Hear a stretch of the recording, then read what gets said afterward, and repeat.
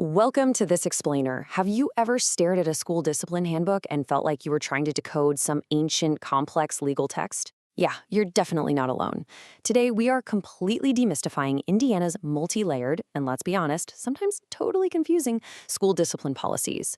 We're going to break down exactly how these rules are built, what rights students actually have, and how modern schools are balancing safety with keeping kids in the classroom. Here's our roadmap for today.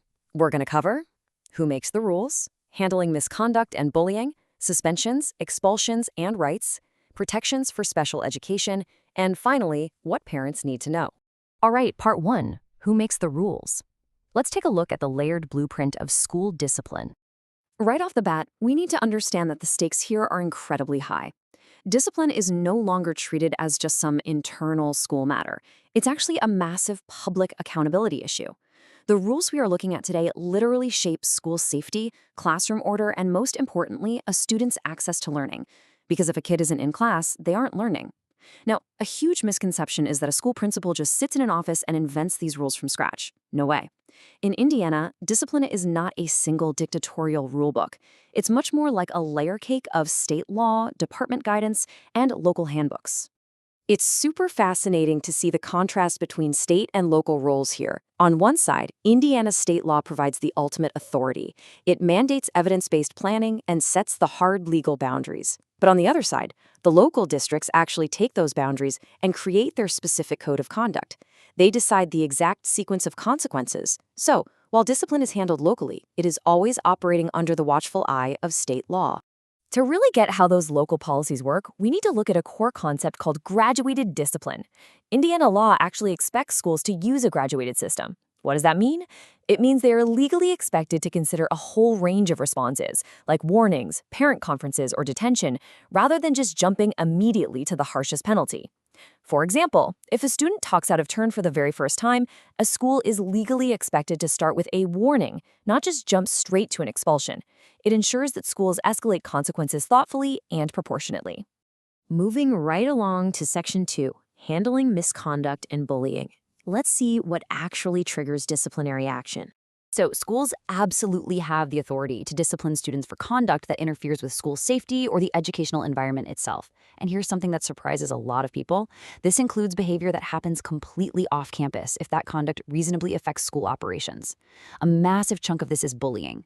Indiana defines bullying really broadly to include repeated unwanted acts or communications, and yes, that explicitly covers digital behavior and cyberbullying. If the conduct creates a hostile school environment or messes with the student's well-being, it falls right under this heavily regulated umbrella. And get this, Indiana doesn't just ask schools to handle bullying, they legally mandate that school corporations report all their bullying and arrest data to the Department of Education every single year. This mandatory reporting perfectly captures the big modern trend toward public accountability. Schools have to use actual data to improve their culture, and the state is actively tracking these numbers to make sure evidence-based discipline planning is actually happening on the ground. Okay, Section 3, suspensions, expulsions, and rights, the serious consequences and procedural safeguards. We're moving down the funnel now to the most serious consequences. A suspension is usually a temporary removal, while an expulsion is a much longer exclusion. Because these actions literally separate a student from their education, they come with fundamental procedural safeguards and the right to due process. When we're looking at suspensions and expulsions, 10 is the magic number in Indiana. If a student is removed for a total of 10 days, whether that's all at once or just added up over the year, it hits a legal tripwire. That 10-day mark triggers mandatory legal reviews to make absolutely sure a student isn't being unfairly blocked from their right to an education. But even before getting to those major exclusions, Indiana schools generally have to follow their own strict written procedural steps. Think of it as a fairness checklist. Step 1, they have to give notice to the parents. Step 2, they must provide a clear explanation of the alleged misconduct. And Step 3, they have to give the student or family an actual opportunity to respond to the allegations. Now, the exact process might vary depending on how serious the incident is, but this basic framework of communication and fairness is expected across the board. Next up, Section 4. Protections for special education. We're looking at exceptions and additional rules here. This is where we shift our focus to some absolutely crucial extra layers of protection. These are strictly mandated by Indiana regulations and federal law specifically for students with disabilities. Here's the reality. A student with an individualized education program, an IEP, or a 504 plan simply cannot be disciplined the exact same way as a student without a disability. Under special education rules, a suspension isn't just seen as a punishment. It's legally classified as a removal from their required services. And once they hit certain thresholds, like that 10-day mark we just talked about, schools are legally required to keep providing educational services. Which brings us to an absolute must-know piece of jargon: manifestation determination. If behavior might be related to a student's disability, the school is required to hold a formal review. They have to ask, was this conduct a direct manifestation of their disability? For instance, if a student has a disability that makes controlling impulses really difficult, the team has to figure out if the rule breaking was just a symptom of that disability before issuing a punishment. If it was, the student typically cannot be expelled or given standard exclusionary discipline. Instead, the team steps back and looks at whether the student's support services or placement need to be adjusted. All right, finally, Section 5, what parents need to know. Let's get into your actionable checklist. The whole point of understanding these laws isn't just to be a policy expert. It's to actually empower you and your family when you're navigating these rules in real life. But before we hit the checklist, we need to make a really serious distinction. Safety interventions like seclusion and restraint are strict, state-governed crisis measures. They are entirely separate from standard discipline tools, things like warnings, detentions, or suspensions that are used to correct everyday behavior. As a parent, it is absolutely vital to know that these are two completely distinct categories under Indiana policy. And right now, we are actually witnessing a massive shift in how Indiana schools operate.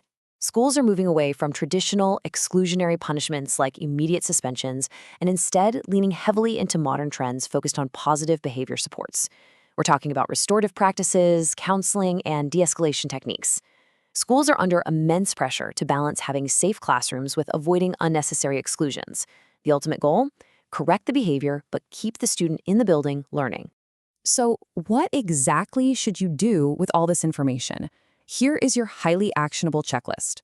Number 1, read your school's code of conduct right at the start of the year. Seriously, don't wait until there's an emergency. Keep an eye out for those progressive or graduated discipline policies. Check the exact rules for suspensions and expulsions. Review the steps they take for bullying reporting. If your child has an IEP or 504, identify those special education protections we went over. Make sure you understand your appeal options. And lastly, meticulously document everything. Keep copies of all emails, discipline notices, meeting notes, the whole shebang. If you ever find yourself in a dispute, good documentation is going to be your absolute best friend. At the end of the day, Indiana student discipline is all about balancing authority with student rights. It's a system moving away from pure punishment and towards safety, fairness, and continued learning. So I want to leave you with a question to really chew on. As schools balance the need for safer classrooms with the absolute necessity of keeping kids in school, how will your specific district's policy protect your students' right to learn? I highly encourage you to pull up your local handbook today and go investigate. Thank you so much for joining me for this explainer, and keep learning.